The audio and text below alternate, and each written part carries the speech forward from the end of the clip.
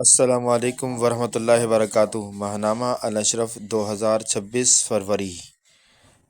آج اس رسالے کے ایک مضمون طب کے حوالے سے مدرسہ اشرفیہ کے طالب علم ریڈنگ کر آپ کو سنائیں گے جناب عثمان صاحب۔ بسم اللہ الرحمن الرحیم۔ اس مضمون کے لکھنے والے جناب حکیم محمد سعید ہیں۔ روزے کے طبی اور روحانی فوائد۔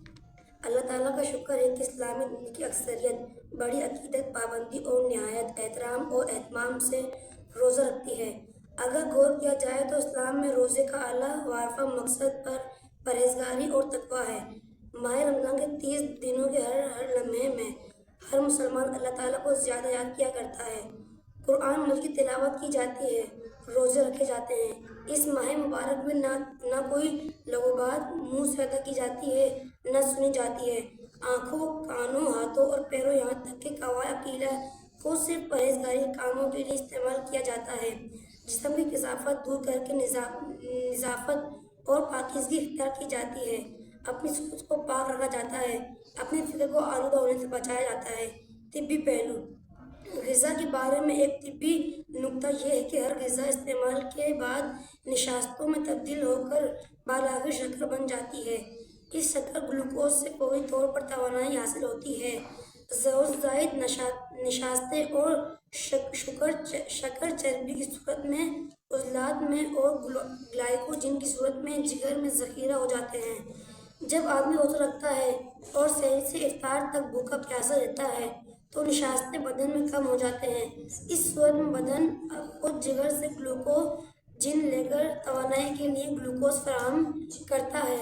اس طرح چربیلی بافتوں سے ذخیرہ شدہ چربی لے کر توانائی کی ضروریات پوری کی جاتی ہیں۔ اس طرح اگر غور کیا جائے تو روزہ نظام ہضم نیز مرکزی عصبی نظام میں خوشگوار فعالیاتی سکون لاتا ہے اور استحالہ غذا میں اعتدال پیدا کرتا ہے۔ اسلامی روزے پر سائنسی تحقیقات۔ ایک مطالعہ یونیورسٹی ہسپتال عمان اردن کے ڈاکٹر سلیمان کی رپورٹ کے مطابق، جس میں 42 مرد اور 26 خواتین شامل تھیں، یہ سب کے سب صحت مند تھے۔ مردوں کی عمر 15 سے 64 برس اور خواتین کی عمریں 16 سے 28 برس تھیں۔ ان کے وزن اور تمام اہم ٹیسٹ کر کے محفوظ کر لیے گئے۔ رمضان کے اختتام پر پھر ان کے روزانہ اہم ٹیسٹ کیے گئے۔ مردوں کے وزن میں 6 سے 7 کلو اور خواتین کے وزن میں 4 سے 5 کلو کمی ہوئی۔ ٹیسٹوں میں کوئی کمی ایسی تبدیلی نظر نہیں آئی جو کسی خاص اہمیت کی حامل ہو۔ ایک اور مطالعہ سائنس یونیورسٹی تہران میں ہوا۔ اس مطالعے میں ڈاکٹر عزیزی اور فقہ شریک تھی۔ انہوں نے رمضان شروع ہونے سے پہلے 10ویں، 20ویں اور 29ویں رمضان کو وزن اور اہتمام اور تمام اہم ٹیسٹ لیے۔ ان کے مطابق وزن اوسطاً 9 کلو کم ہوا۔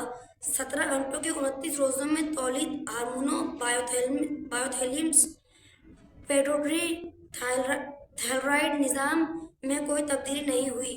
ان دو مطالعات سے یہ نتیجہ نکلا جا سکتا ہے کہ جسم انسانی پر طبی لحاظ سے روزے کے کوئی مضر اثرات پیدا نہیں ہوتے، بلکہ وزن کی کمی اور چربی کے استحالہ سے متعلق مفید صحت بخش اثرات پیدا ہوتے ہیں۔ روزے میں غذائیت کی کمی کا کوئی مسئلہ پیدا نہیں ہوتا، اس لیے کہ رمضان میں غذاؤں پر کوئی پابندی نہیں ہوتی، نہ کوئی خاص غذا مقرر ہے۔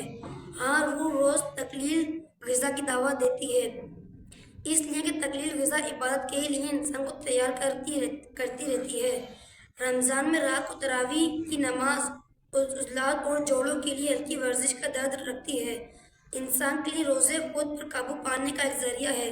سگریٹ نوش اور وہ لوگ جو ہر وقت کھاتے پیتے رہتے ہیں اپنی عادات پر قابو پا سکتے ہیں۔ ذیابیطس۔ جن مریضوں کا ذیابیطس معمولی درجے کا ہوا، صحت اچھی ہو تو وہ معالج کی اجازت سے روزہ رکھ سکتے ہیں۔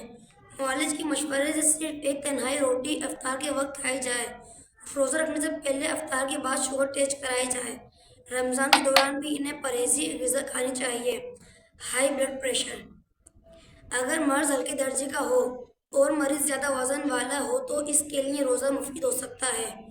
معالج کے مشورے سے پیشاب اور دوا کی مقدار کم کرائی جائے اور لمبے عرصے تک اثر کرنے والی بلڈ پریشر دوا دن میں 1 مرتبہ سحری سے پہلے کھائی جائے. زیادہ بلڈ پریشر اور قلب کے مریض روزہ قضا کر سکتے ہیں. حاملہ خواتین کی کئی مسائل ہیں کہ ان کی اپنی صحت کیسی ہے. حمل کا کون سا مہینہ ہے؟ حمل کے پہلے، دوسرے، تیسرے اور 7ویں، 8ویں اور 9ویں مہینے بچے کو نقصان پہنچنے کا زیادہ خطرہ ہوتا ہے. 10 سے 14 گھنٹے تک پانی نہ پینے سے بچے کو نقصان پہنچ سکتا ہے. معالج سے مشورہ کرنا انتہائی ضروری ہے. یہ یاد رہے کہ حاملہ خواتین میں روزہ رکھ سکتی ہے. روح روزہ اندرون استعام خالی اور تانور معرفت بینی غربہ فقرہ کا خیال کریں. وطن کے مسائل کو پیش نظر رکھیں. اربوں خربوں روپے کے کھانے کے سامان ملک کے باہر سے آخر کب تک منگواتے رہیں گے؟ روح روزہ رمضان تو یہ ہے کہ انسان کھانوں سے دل کو ہٹائے اور روح جسم کو عبادت میں صرف کر دے. ماشاء اللہ.